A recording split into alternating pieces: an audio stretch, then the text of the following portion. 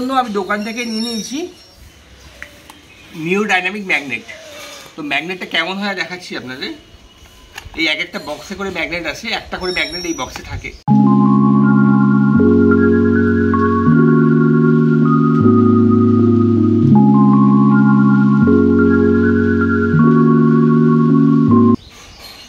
তো এই যে ম্যাগনেটটা আছে এই বক্সের মধ্যে একটাই ম্যাগনেট আছে। তো বক্সটা খুলছি, দেখুন প্রথমে একটা কভার আছে, কভারের পর এই হচ্ছে ম্যাগনেটটা। তো ম্যাগনেটটা আপনাকে দেখাচ্ছি।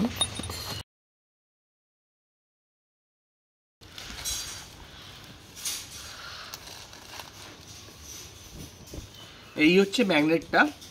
এই ম্যাগনেটের এই সাইডে কিন্তু ফোর্স আছে, এই লিফটিং ক্যাপাসিটি 50 কেজি। আর এখান থেকে একটা আংটা দেওয়া আছে, এইটা ধরে একটু লিফট করতে পারেন, এদিকে কোনো পাওয়ার নেই। তো আমি এটা খুলে দেখাচ্ছি আপনাদের। ম্যাগনেটের সাথে এইরকম লিফট দিয়েছে আর নিচে একটা স্ক্রু দিয়েছে। এই স্ক্রুটা কিন্তু ছোট, তো আমি এই জন্য এই স্ক্রুর বদলে আমি দোকান থেকে আরেকটা সেম সাইজের বড় স্ক্রু নিয়েছি। তো এই স্ক্রুটা দিয়ে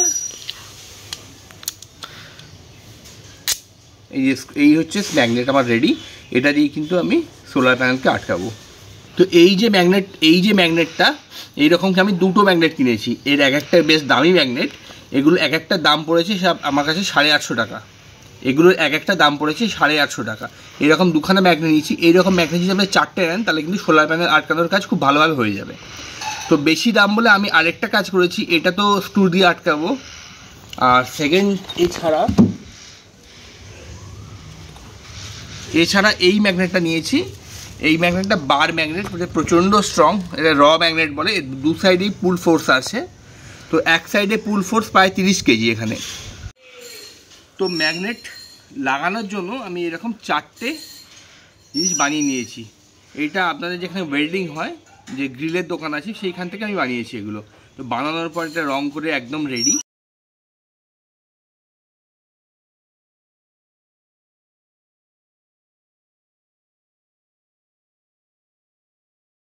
যে বেসিক্যালি এইরকম 4টে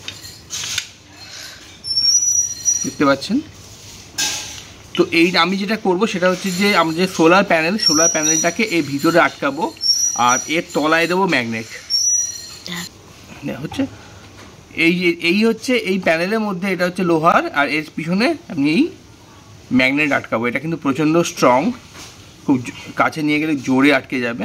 আমি দেখাচ্ছি। এটা কিন্তু নেক্সট টু ইম্পসিবল খোলা।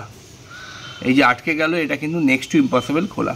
একদম স্ট্রং, কোনোভাবেই এটা কিন্তু এইভাবে টেনে খোলা যাবে না। এইভাবে টেনে কিন্তু কখনোই খোলা যাবে না। আপনাকে খুলতে হলে একদম এটাকে ঠেলে সাইডে নিয়ে আসতে হবে, তারপর আপনি খুলতে পারবেন। এই খুললাম।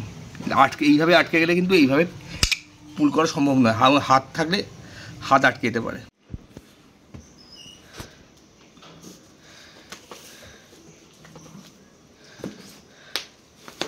আসছি পুরোটা আমি আসছি পিছনে। তো এই হচ্ছে ব্র্যান্ড। তো এখানে সোলার প্যানেলে ফিটিংসটা করতে হবে। তো আমি দেখাচ্ছি কীভাবে ফিটিংসটা করব। তো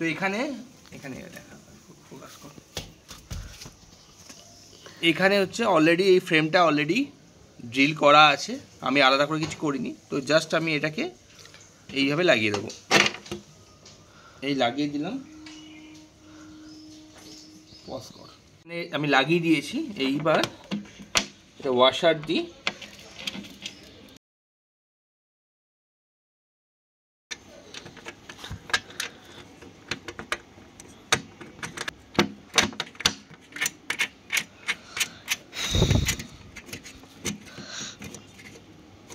ম্যাগনেট সেম ওই সাইডে আটকে দেবো।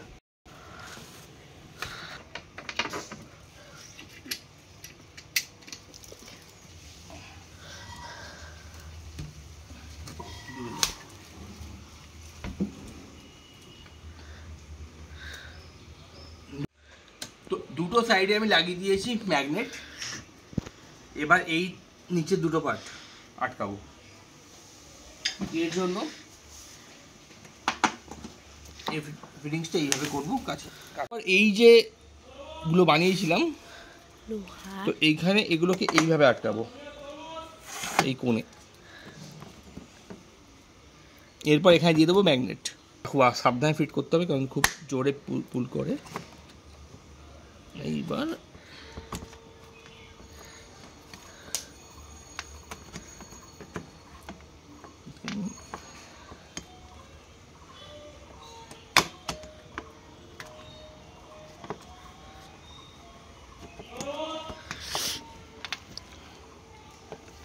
তো এইভাবে আমার প্যানেলে এইভাবে ফিট করে দিলাম।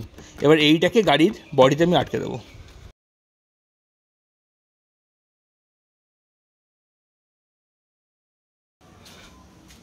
তো এই রুফটপে এখন আমি সোলার প্যানেলটাকে ফিট করব।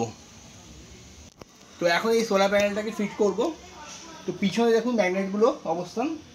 তো এখন এটাকে ফিট করব আমি।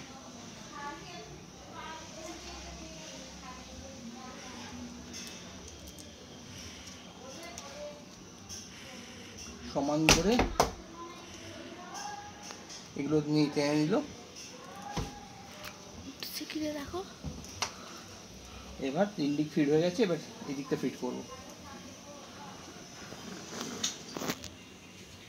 তো এই হচ্ছে ওভারঅল লুক।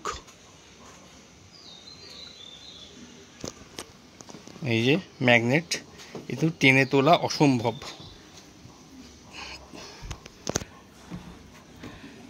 এই দেখুন,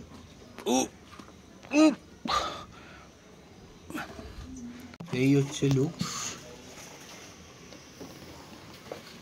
ম্যাগনেট। এটা কিন্তু টেনে তোলা সম্পূর্ণ।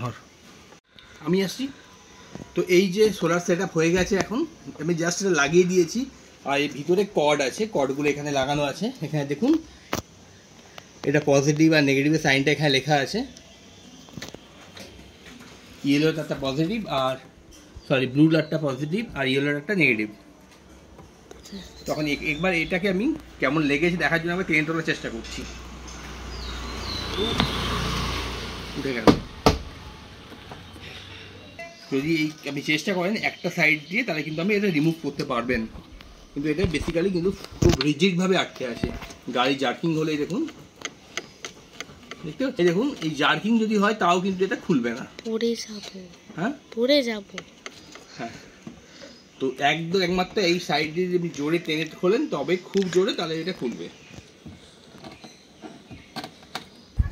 তো দেখুন আমি গাড়িতে সোলার প্যানেলটা ফিট করেছি। এই সোলার প্যানেলটা কিন্তু আমি লাগিয়েছি ম্যাগনেট দিয়ে। তো ম্যাগনেট দিয়ে আপনারা জিজ্ঞেস করতে পারেন যে কতটা লুজ বা কতটা স্ট্রং হয়েছে।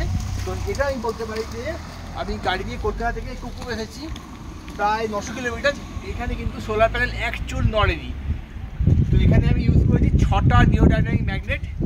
এগুলো 4টে বড় ম্যাগনেট, স্ট্রং ম্যাগনেট, আর 4টে স্মল ম্যাগনেট। টোটাল 6টা না 8টা টোটাল 8টা ম্যাগনেট ইউজ করেছি। 4টে স্ট্রং ম্যাগনেট আর 4টে স্মল ম্যাগনেট ইউজ করেছি। তো এটা কিন্তু একদমই নড়েনি।